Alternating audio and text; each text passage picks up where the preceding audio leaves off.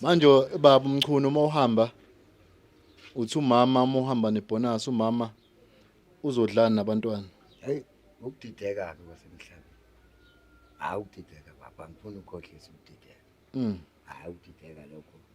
Hayi ukudideka. Wonke amadoda adideka ngoba nabo badideka. Uyakushiya umfazi uhlezi la endlini akushiya kweyindoda. Yini edalithi baba ungaqala uye ekhaya uyokhuluma nomama umama mesimbiza ngoba uthe ukhona ngaphakathi mesimbiza umama ethi akasidingi lana thina sokwenza kanjani. Hayi benginovalo lokungena kwakuyena nje kuyonqonqa. Kufanele macingwane into ayenza iphathisa ngamahloni umdala. Lo baba lo uhambile la nginichazele nje isimo sakhe uhambile la ku December la ekhaya suthi ngekhathi zobumnandi bebonasile ubaba lo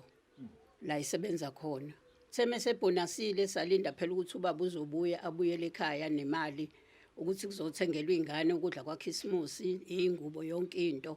salinda ubaba lutho uqhamuka ukuthi ezekhaya ubaba suthi mina ngiyabona ukuthi imali uyidle nabanye la ekade yidla khona ngoba esebona manje ukuthi imali akasenayo sekufanele eze la ekhaya kade shiya ingane zilambile suthi la ekade khona kade ehleli nezintombi suthi bebona ukuthi mina mhlawumbe angimfanele ngoba mhlawumbe ubona izintombi ezibovu lapha la ihleli khona mina ngoba nangisalukwazi sengigugile ubona ukuthi sena kufanele ahambe odla imali nezingane zami ngisale ngilambile mina nezingane suthi ngabona ukuthi hayi ngeke ngize ngikwazi ukumamukela la ekhaya ubaba ubaba ngimxoshile ubaba kodwa ngifuna ukuthi nje sihlale phansi le ndaba sikhulume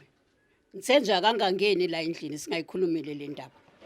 akulula ukuthi ngikuthembe manje ngendlela owenza ngayo nje akuselula ukuthi ngikuthembe sihlale silambile thina la ekhaya uhambe nezintombi ube wazi ukuthi silambile thina la ekhaya ngifundisa izingane mina la ekhaya ngenza yonke into la ekhaya ngikuthembe kanjani mina ngoba uyazi ukuthi uzogijima uyolanda imedia lapha yana khona izozizwa ukuxolisela ubuthunywe yiyona ukuthi wenze lento lo yenzile benginamahloni ukuthi ngize ngedwa ngoba kuzobe ngathi manje angazi sengizokwenza uma uvuka ngolaka manje sekuyaliwa yonke lento kanti umuntu ongakwazi nokulwa umuntu ohloniphayo Uphinde ubonana nale ntombi yakho ke ngenze njani mina usuthi kufanele ngivuse isibhaxuke into engizoyenza ngiyakhona ke manje usuthi nje kufanele ngishaya umuntu nje kuphela into engayenza ubeke la endlini ngishaya endlini la ngeke ngikwazi ngoba iwona ozodala ukuthi uphume la endlini uzofika la kade ukhona esingakwazi ukuthi uyephi nezingane awunkolele mama